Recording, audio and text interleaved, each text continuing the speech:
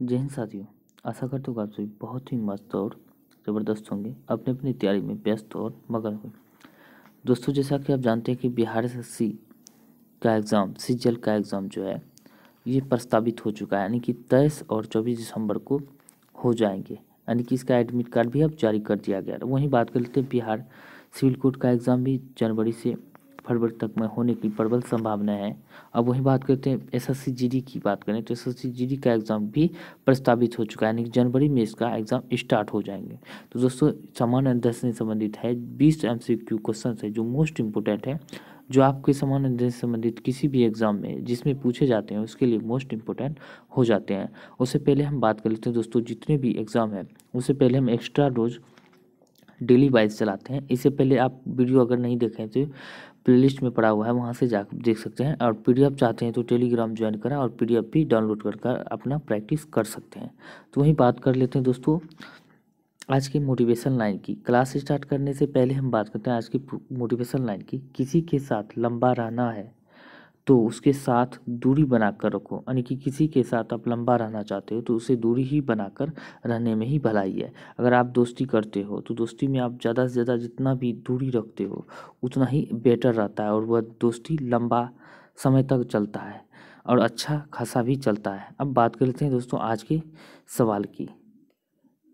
आज का हमारा सवाल है, भारत का पड़ोसी देश, यानी कि भारत का पड़ोसी देश भी कई बार एग्जाम में पूछे जाते हैं। कितने विद्यार्थी जो कंफ्यूज हो जाते हैं पड़ोसी देश कौन कौन से हैं। तो चलिए हम पड़ोसी देश हम मैप के सहारे जानने का प्रयास करते हैं। तो बात करते हैं भारत का पड़ोसी देश, एक पाकिस्तान हो गया जो हमारा बेटा है। अब वहीं बात करते हैं दूसरा की बात करते हैं, चीन भी है और नेपाल है, भूटान है और ये बांग्लादेश है। यहाँ पे जो बांग्लादेश हमारा पोता है, यानी कि बेटे का बेटा है तो पोता बांग्लादेश हो जाता है, एक म्यांमार है और नीचे जो है एक श्रीलंका, हमारा ये पड़ोसी देश हो जाता है। तो आप देख सकते हो भारत का पड़ोसी देश एक हो गया पाकिस्तान, दूसरा नेपाल, तीसरा चीन, चौथा भूटान, पांचवा बांग्लादेश, छठा म्यांमार और सातवां जो है श्रीलंका है। ये पूछे जाते हैं, कभी नंबरिंग में पूछे जाते हैं, भारत के कुल कितने पड़ोसी देश है तो 7 है। उम्मीद है कि यह जानकारी आप सभी को बहुत ही पसंद आए तो वीडियो को लाइक करें। आशा है कि अब आप कभी इसे भूल नहीं सकते हैं। तो चलिए, तो आज के सेट को हम स्टार्ट करते हैं। तो आज का हमारा सवाल है, इंडिया डिवाइडेड नामक पुस्तक इनमें से किसने लिखी थी। इंडिया डिवाइडेड पुस्तक की हम बात करें, इनमें से किसके द्वारा लिखा गया है। तो बात कर लेते हैं डॉक्टर राजेंद्र प्रसाद के द्वारा इंडिया डिवाइडेड पुस्तक लिखा गया है। इनका आंसर की बात करते हैं सी हो जाएगा। वहीं बात कर लेते हैं और भी क्वेश्चन की, जैसे हम बात कर लेते हैं लाला लाजपत राय की पुस्तक की हम बात करें तो इसका अनहैप्पी इंडिया की बात करें तो लाला लाजपत राय के द्वारा लिखा गया। अब वहीं बात करते हैं इंडिया विंस फ्रीडम, ये बहुत बार पूछे जाते हैं एग्जाम में, मौलाना अबुल कलाम आज़ाद द्वारा लिखा गया और ये भारत के पहले शिक्षा मंत्री भी है। तो ये आपको याद रखनी है, मोस्ट इम्पोर्टेंट रहता है। वहीं बात कर लेते हैं महात्मा गांधी की पुस्तक, बहुत सारे हैं जो बहुत ही फेमस है। तो बात करते हैं महात्मा गांधी की पुस्तक की, तो एक्सपीरियंस विथ ट्रूथ, यानी कि सत्य के साथ मेरे प्रयोग, ये पुस्तक काफ़ी फेमस है महात्मा गांधी की। और बाल गंगाधर तिलक की हम बात करें तो गीता रस नामक पुस्तक बाल गंगाधर तिलक की बहुत ही फेमस पुस्तकें हैं। और वहीं बात कर लेते हैं The Life Divine Aurobindo Ghosh की पुस्तक, ये सारी पुस्तक जो है बहुत ही फेमस है और अक्सर एग्जाम में पूछे जाते हैं। वहीं बात करते हैं राज्यसभा सदस्य बनने के लिए न्यूनतम आयु क्या होते हैं। तो राज्यसभा सदस्य आपको बनना है तो न्यूनतम आयु 30 वर्ष होना चाहिए। और वहीं बात करते हैं लोकसभा सदस्य बनने के लिए आपको 25 वर्ष होना चाहिए और पंचायत चुनाव लड़ने के लिए आपको कम से कम 21 वर्ष होना चाहिए। अब वोटिंग के लिए आपको 18 यानी कि 18 वर्ष होना चाहिए। अब 35 वर्ष की हम बात करें तो राष्ट्रपति बनने के लिए, उपराष्ट्रपति बनने के लिए और सीएम बनने के लिए, मुख्यमंत्री बनने के लिए 35 साल उम्र आपको होना अनिवार्य है। अब बात कर लेते हैं अगले क्वेश्चन की। समान तौर पर जब एक विद्युत संवाहक के तापमान में वृद्धि होती है तो इसका प्रतिरोध क्या होता है। समान तौर पर अगर आप एक विद्युत संवाहक के ताप में वृद्धि करोगे तो इसका प्रतिरोध क्या होगा। तो वाजिब है, इसका प्रतिरोध क्या होगा, तो बढ़ जाएगा। तब बात करते हैं अगले क्वेश्चन की।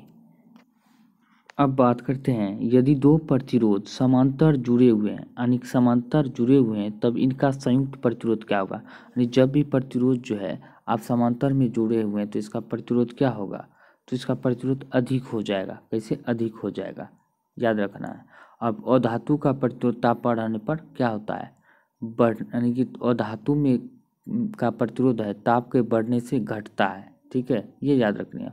और तापमान के बढ़ने से धातु का तार का प्रतिरोध क्या होता है, बढ़ जाता है। धातु यानी कि धातु में जो तापमान बढ़ने पर बढ़ता है और धातु में तापमान घटाने पर घट जाता है, ये आपको याद रखनी, बहुत बार पूछे जाते हैं। अब वही बात करते हैं 24 का, यानी कि 25 का हम बात करें, यानी 24 का होगा, ये कम हो जाएगा, ये अधिक नहीं होगा, ये क्वेश्चन गलत है, यानी कि इसमें कम हो जाएगा। यदि दो प्रतिरोध समांतर में जुड़े हुए हैं तब इनका संयुक्त प्रतिरोध क्या होगा, कम हो जाएगा, ये आपको याद रखना है। तो वही हम बात कर लिए। अब वही बात करते हैं विद्युत मोटर रूपांतरित करता है, विद्युत मोटर जो है रूपांतरित करता है किस में, तो ये भी मोस्ट इम्पोर्टेंट क्वेश्चन है, अक्सर पूछे जाते हैं। तो यह विद्युत ऊर्जा को क्या करता है, विद्युत विद्युत मोटर जो है विद्युत ऊर्जा को यांत्रिक ऊर्जा में बदलते हैं। अब कैसे याद रखना है, याद करने के लिए बहुत ही आसानी है। आप एक मोटर ले लेते हैं, ठीक है, एक मोटर को हम विद्युत में जोड़ देते हैं, तो हम विद्युत लेते हैं तभी तो ये मोटर चलता है। तो विद्युत लिए मोटर चला, अब इसमें घुमाए तो ये घूमता है, तो घूमने के बाद यांत्रिक ऊर्जा पैदा हुआ, यानी कि विद्युत को लेकर यांत्रिक ऊर्जा बना दिया। ठीक उसी तरह विद्युत ऊर्जा को यांत्रिक ऊर्जा में बदल देता है। और सारी ऊर्जाएं की हम बात करें तो किस में कौन बदलता है, तो डायनेमो की हम बात करते हैं, यांत्रिक ऊर्जा को विद्युत ऊर्जा में बदलता है। डायनेमो को अगर हम टायर में से साइकिल में या मोटरसाइकिल में टायर में लगाते हैं तो क्या होता है, ये टायर घूम रहा है, तो घूम रहा है तो ये यांत्रिक ऊर्जा हो गया, तो इससे क्या हुआ, बिजली पैदा कर दिया, तो हो गया यांत्रिक से विद्युत में बदल दिया, यांत्रिक ऊर्जा को विद्युत में बदल दिया। वही बात कर लेते हैं हम सोलर सेल की। सोलर सेल में अगर सूर्य का प्रकाश है इसे निकलता है, तो इसमें सूर्य का प्रकाश आता है, तो इसे सोलर सेल क्या करता है, सूर्य ऊर्जा को है यानी सौर ऊर्जा को विद्युत ऊर्जा में बदलता है। सूर्य से ऊर्जा लेता है और विद्युत बना देता है, तो सौर ऊर्जा विद्युत ऊर्जा में बदल दिया। वही बात करें माइक्रोफोन की, तो ध्वनि ऊर्जा को क्या करता है, विद्युत ऊर्जा में बदल देता है, ये याद रखना है। लाउड स्पीकर की बात करें तो लाउड स्पीकर हम जब भी बजाएंगे तो विद्युत पे ही बजाएंगे ना, तो विद्युत में हम जोड़ते हैं, तो लाउड स्पीकर को तो क्या करता है, विद्युत लिया और ध्वनि बना दिया, तो यानी कि विद्युत ऊर्जा को ध्वनि ऊर्जा में बदल देता है। वही बात करें विद्युत सेल, तो बैटरी जिसको कहते हो, तो रासायनिक ऊर्जा को क्या करता है, तो विद्युत ऊर्जा में बदल देता है। बैटरी में जो है रासायनिक ऊर्जा संग्रहित होता है और यह विद्युत ऊर्जा में बदल देता है। ये सारे सारे फैक्ट जो है इनमें से एक क्वेश्चन जरूर एग्जाम में छपते हैं, तो याद रखना है। अब बात करते हैं अगले क्वेश्चन की। अब बात करते हैं भारत की पूर्वी समुद्री तट को किस नाम से जाना जाता है। भारत के पूर्वी समुद्री तट को हम बात करें तो कोरोमंडल के तट के नाम से जाना जाता है। तो चलिए हम बात कर लेते हैं कोरो तटमंडल कहाँ पे है, कैसे इसको हम मैप से समझने का प्रयास करते हैं। अब हम बात कर लेते हैं तट के बारे में। आप देख सकते हो ये हमारा प्यारा भारत है, यहाँ पे दिया हुआ है, तो यहाँ पे हम देख सकते हैं गुजरात से लेकर जो है गोवा तक के तट को, ये गुजरात है, ठीक है, यहाँ बीच में गोवा है। इस तट को हम कोंकण तट के नाम से जाना जाता है। ये सारे जितने भी ये साइड है सब जो है पश्चिमी घाट है, पश्चिमी घाट में स्थित है, किसमें, पश्चिम दिशा, यानी पश्चिम दिशा में है तो पश्चिमी घाट हो गया, इधर है पूर्वी दिशा तो पूर्वी घाट हो गया। तो गुजरात से ये सारे क्वेश्चन जितने भी हम बता रहे हैं मोस्ट इंपॉर्टेंट रहते हैं, अक्सर एग्जाम में पूछ लिए जाते हैं, तो कई कंफ्यूज हो जाते हैं, इसको याद रखना है आपको मैप के थ्रू। तो कैसे, गुजरात से गोवा तक के तट को कोंकण तट कहते हैं और गोवा से लेकर कर्नाटक तक तट को केंद्रा तट कहते हैं। कोसे कर्नाटक कोसे केंद्रा ऐसे भी याद रख सकते हो, गोवा से कर्नाटक तक।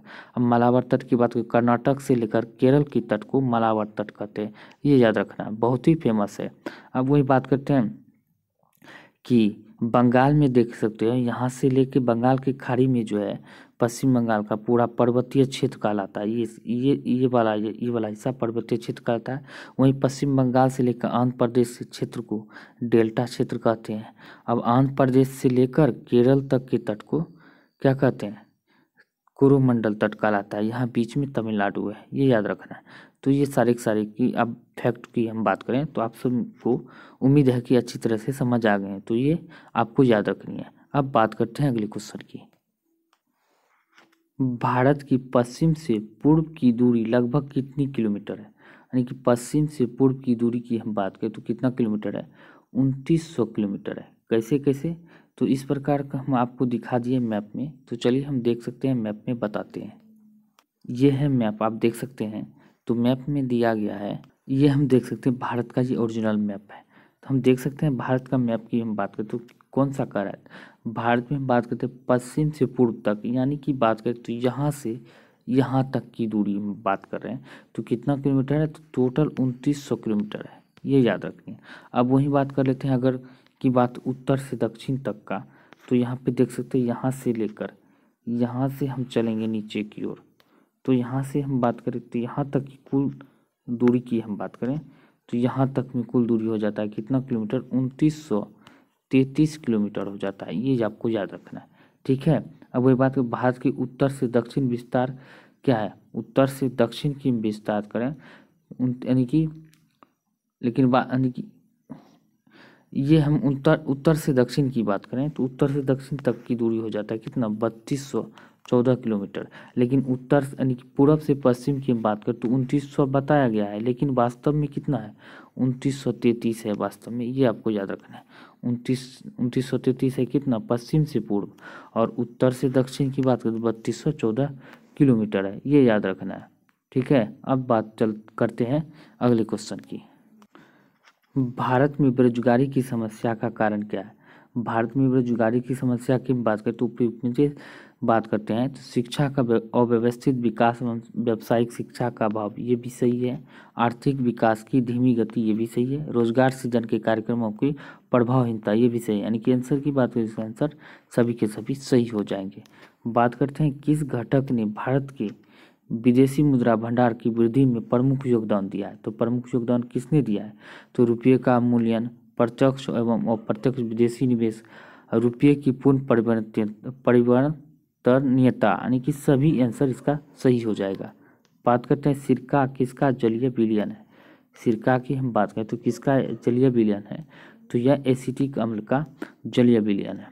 अब वही बात कर लेते हैं तो हाइड्रोलिक, यानी कि इसका हम बात कर लेते हैं ऑक्जेलिक अम्ल। तो ऑक्जेलिक अम्ल क्या है, टमाटर में पाया जाता है ऑक्जेलिक अम्ल। अब वही बात करते हैं कि मैलिक अम्ल जैसे कि सेब में पाया जाता है, अचार में सिट्रिक अम्ल पाया जाता है, संतरा में सिट्रिक अम्ल पाया जाता है, इमली में टार्टिक अम्ल पाया जाता है। ये सारे अम्ल पूछे जाते हैं अक्सर एग्जाम में कि इसमें किसमें क्या कौन सा अम्ल पाया जाता है। अब बात करते हैं महात्मा गांधी ने अपने राजनीतिक गुरु के रूप में किसे उल्लेख किया था। तो इसको उल्लेख किया गया था गोपाल कृष्ण गोखले के द्वारा, ये आपको याद रखें। गोपाल कृष्ण गोखले को अपना राजनीतिक गुरु माना था।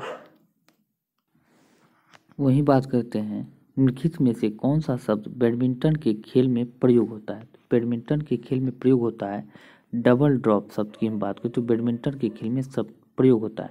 वहीं टी शब्द की हम बात करें तो यह गोल्फ में प्रयोग होता है। ये सारी आपको याद रखनी है। बात करते हैं महमूद गजनवी द्वारा सोमनाथ पर आक्रमण के समय वहाँ का शासक निम्नलिखित में से कौन था। तो वहाँ का शासक जो था कौन था, तो भीमदेव था। जिस समय आक्रमण किया था महमूद गजनवी ने, उस समय वहाँ का शासक भीमदेव था, ये आपको याद रखनी है। महमूद गजनवी की बात करें 1000 ईस्वी से 1027 ईस्वी तक के बीच में इन्होंने 17 बार आक्रमण किया था। कितना बार, 17 बार। पहला आक्रमण इन्होंने 1001 ईस्वी में किया था, ये आपको याद रखनी है। और 16वां आक्रमण की बात करें तो 16वां आक्रमण 1025 में किया था, जो गुजरात में स्थित सोमनाथ मंदिर को पर किया था। यह इसे लूट लिया था। यह एक शिव मंदिर, सोमनाथ मंदिर की बात करें, यह एक शिव मंदिर था, शिव जी का मंदिर था, भगवान भोलेनाथ का। अब बात करते हैं अगले क्वेश्चन की। नोबेल पुरस्कार और ऑस्कर पुरस्कार दोनों जीतने वाले थे, यानी कि इनमें से कौन सा व्यक्ति है नोबेल और ऑस्कर दोनों जीते हैं। तो जॉर्ज बर्नार्ड शॉ और बॉब डिलन के द्वारा ये दोनों पुरस्कार जीता गया थे। आंसर की बात करें आंसर सी हो जाएगा। अब बात करते हैं अगले क्वेश्चन की। सनातन मंदिर सांस्कृतिक केंद्र में सरदार पटेल की प्रतिमा का अनावरण किस देश में किया गया। तो सनातन मंदिर सांस्कृतिक केंद्र में सरदार पटेल की प्रतिमा का अनावरण की बात करें तो यह किस देश में किया गया, तो कनाडा में किया गया। अब बात करते हैं किस राज्य ने पर्यटन के लिए बीच विजिल ऐप लॉन्च किया है। तो बीच विजिल ऐप की हम बात करें तो गोवा के द्वारा लॉन्च किया गया है। पहला जो है रेबीज मुक्त राज्य गोवा बना है और हर घर जल वाला पहला राज्य ही गोवा बना है, याद रखनी है। अब बात करते हैं अगले क्वेश्चन की। वर्ष 2022 में किस राज्य ने कृषि बजट पेश करने की घोषणा की है। तो कृषि बजट पेश करने की घोषणा राजस्थान सरकार के द्वारा किया गया है। तो ये आपको याद रहे। चिरंजीवी योजना की बात करें तो चिरंजीवी योजना ये भी राजस्थान सरकार के द्वारा ही चलाया गया है। और दुनिया का तीसरा सबसे बड़ा क्रिकेट स्टेडियम की बात करें तो राजस्थान में ही स्थित है। और पिंक सिटी की बात करें तो जयपुर में, जयपुर जो राजस्थान की राजधानी है पिंक सिटी के नाम से जाना जाता है। अब ये सारी फैक्ट आपको याद रखनी है। उत्तर प्रदेश की बात करें तो 13 एक्सप्रेस वाला यानी सर्वाधिक एक्सप्रेसवे वाला पहला राज्य उत्तर प्रदेश बना है, ये आपको याद रखनी है। अब बात कर लेते हैं अगले क्वेश्चन की। 100 अंतर्राष्ट्रीय T20 मैच जीतने वाली दुनिया की पहली क्रिकेट टीम बनी है। तो कौन बनी है? तो दुनिया की पहली क्रिकेट टीम पाकिस्तान यानी कि हमारा बेटा जो है ये 100 अंतर्राष्ट्रीय T20 मैच जीतने वाला दुनिया की पहली क्रिकेट टीम बना है, ये आपको याद रखनी है। दुनिया के पहले क्लोन किए गए जंगली आर्कटिक बुल्फ का क्या नाम है? तो बुल्फ का नाम की हम बात करते हैं माया है, ये याद रखनी है माया। अब बात करते हैं राष्ट्रीय मानव संग्रहालय कहाँ पर है? तो राष्ट्रीय मानव संग्रहालय की हम बात करें तो ये कहाँ पे स्थित है? तो भोपाल में स्थित है। भोपाल किस प्रदेश की राजधानी है? तो ये MP का यानी कि मध्य प्रदेश की राजधानी भोपाल है, याद रखना है। आशा करता हूँ कि यह जानकारी आप सभी को बहुत ही पसंद आया हो। तो वीडियो को लाइक करें, शेयर करें, चैनल को सब्सक्राइब जरूर करें और कोई सुझाव देना हो तो कमेंट कर सुझाव देना ना भूलें। और 25 दिसंबर से याद रहे हम दरोगा का न्यू बैच ला रहे हैं फुल यानी कि न्यू कंटेंट के साथ अच्छी तरह से। जो कंटेंट एग्ज़ाम में ज़्यादातर पूछे जाते हैं वो सारे एक सवाल हम लाने का प्रयास करेंगे और विथ मैप के साथ, विथ मैप जो आपको समझ में अच्छी तरह आ जाए। तो मिलते हैं अगले वीडियो में, तब तक के लिए जय हिंद जय भारत।